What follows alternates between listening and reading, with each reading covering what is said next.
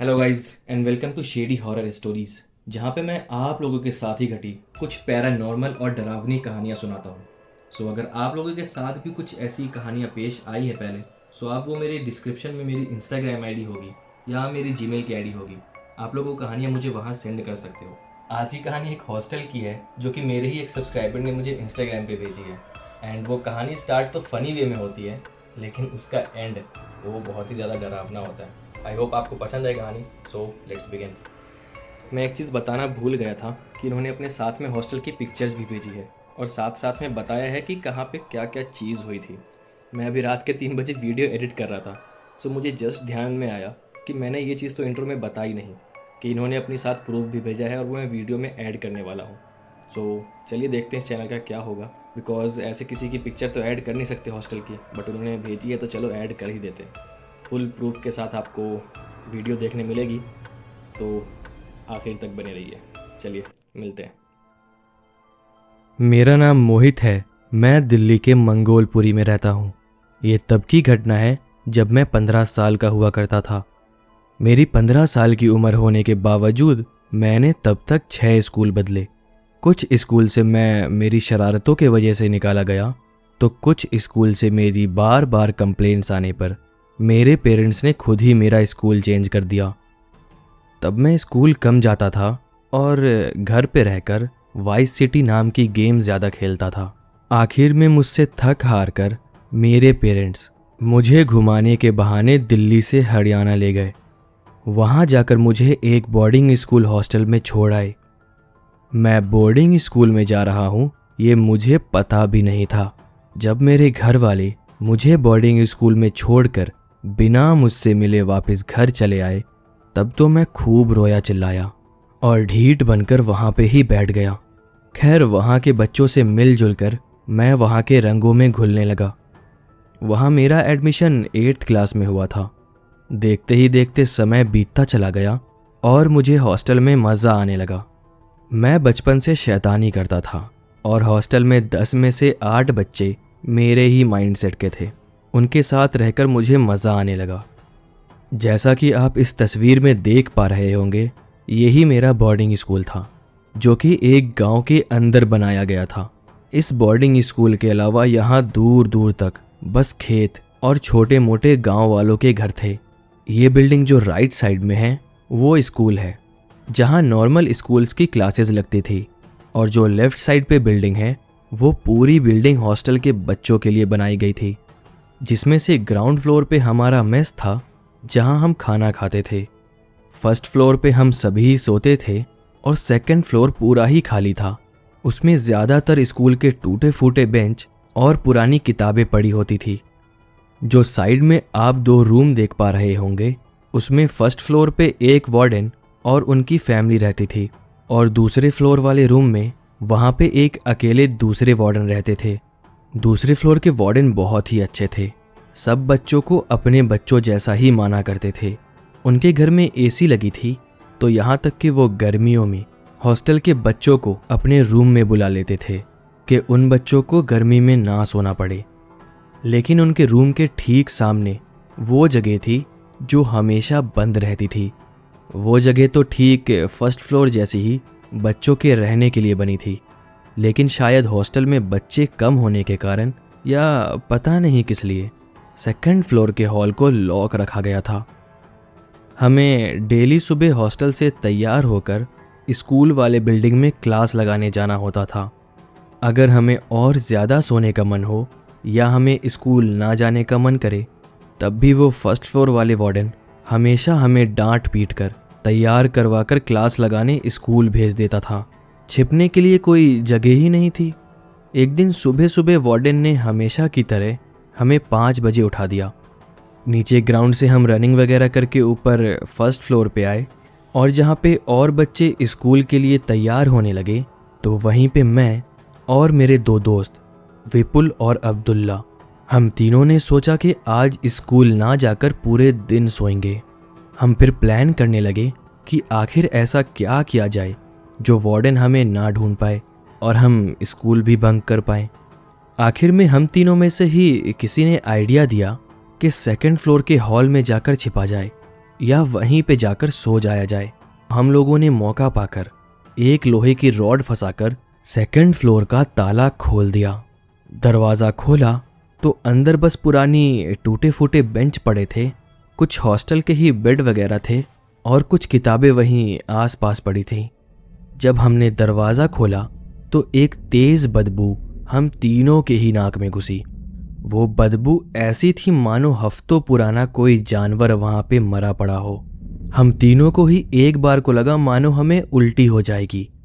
सोचने वाली बात तो ये थी कि जब ये दरवाज़ा बंद था तो थोड़ी भी बदबू दरवाजे के बाहर नहीं आती थी। लेकिन खैर जैसे तैसे कुछ देर बाद हम अंदर चले गए। उस दिन हम तीनों ने स्कूल की छुट्टी होने तक सेकंड फ्लोर के हॉल में बिताया और वार्डन भी हमें नहीं ढूंढ पाया। अब जब रात आई तो हम सारे ही स्टूडेंट्स मेस में से खाना पीना खाकर फर्स्ट फ्लोर पे सोने आ गए। हॉल की लाइट्स ऑफ हुई और सभी बच्चे अपने अपने बेड पे सोने चले गए। मैं अपने दोस्तों के बेड को अपने साथ लगाकर लेटे लेटे ही एक दूसरे से बातें कर रहा था। तभी सेकंड फ्लोर से किसी के दौड़ने की आवाज़ आती है। सब लोग थोड़े शॉक्ड थे क्योंकि सब लोगों को लग रहा था कि सेकंड फ्लोर तो हमेशा से लॉक्ड है, तो आखिर ऊपर कौन दौड़ सकता है। लेकिन ये बस हम तीन दोस्तों को पता था कि आज हमने उसका ताला तोड़ दिया था। अब ऐसा भी नहीं था कि वो आवाज़ बस किसी एक दो बच्चे को आई हो, बल्कि हम सब ने ही वो आवाज़ें सुनी थी। सब लोग उठकर बैठ गए। हम लोग अभी बातें कर ही रहे थे कि ऊपर इतनी तेज दौड़ने की आवाज़ किसकी आई। तभी एक और आवाज़ ने हम सबको डरा कर रख दिया। कांच टूटने की एक भयानक आवाज़ आती है। वो शीशे की कांच सेकंड फ्लोर के ही एक खिड़की की थी जो कि टूट कर नीचे गिरी थी। जो वार्डन फर्स्ट फ्लोर पे सोते थे वो गुस्से में अपने रूम से बाहर निकले, ये सोचकर कि शायद हम वो बच्चे हैं जो ऐसा कर रहे हैं। बात करते हुए कुछ बच्चे और वो वार्डन साथ में सेकंड फ्लोर पे गए। जब वो लोग ऊपर में जाकर देखे तो उन्होंने हॉल का ताला टूटा हुआ पाया, जो कि हमने ही तोड़ा था। अंदर उन लोगों ने टॉर्च वगैरह जलाकर देखा तो वहां पे कुछ भी नहीं था।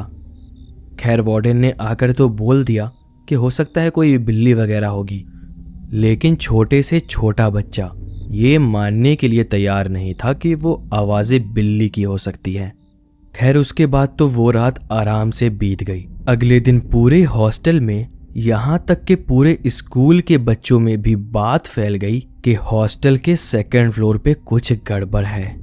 रात को ताला टूटा हुआ मिला और ऊपर से आवाज़ें भी आ रही थी। खैर कुछ बच्चे इस बात का मजाक बना रहे थे तो कुछ बड़े बच्चे छोटे बच्चों को डरा रहे थे कि हॉस्टल में भूत आ चुका है, अपने अपने पेरेंट्स को कॉल करो और भाग जाओ यहाँ से। उसके बाद ऊपर से 2-4 दिन तक कोई भी आवाज़ें नहीं आई। 2-4 दिन बाद फर्स्ट फ्लोर वाले वार्डन ने नया ताला लाकर सेकंड फ्लोर के हॉल में लगा दिया। ये शाम का वक्त था जब उस वार्डन ने हॉल में ताला लगाया था। और जब रात को खाना वगैरह खाकर सेकंड फ्लोर के वार्डन अपने रूम में जाने के लिए ऊपर गए तो अभी वो ऊपर पहुंचे ही थे कि उन्होंने पाया कि जो ताला हॉल में लगा हुआ था वो टूटकर उसी दरवाजे के नीचे गिरा था। वो वार्डन सीढ़ियों पर से ही फर्स्ट फ्लोर वाले वार्डन को आवाज़ देने लगे कि ये ताला कैसा है जो एक दिन में ही टूट गया। उन्होंने ऊपर से आवाज़ लगाकर ये बोला ही था कि उतने में ही सेकंड फ्लोर का दरवाज़ा एकदम तेज की फोर्स के साथ खुल जाता है। उस दरवाजे की दीवार से टकराने की आवाज़ हमारे फर्स्ट फ्लोर पे भी आई थी। इतना होना था कि वो वार्डन भी भागकर नीचे फर्स्ट फ्लोर पे आते हैं। वो भागकर तो फर्स्ट फ्लोर पे ही उतरे थे, पर वो डर से हाँफ रहे थे।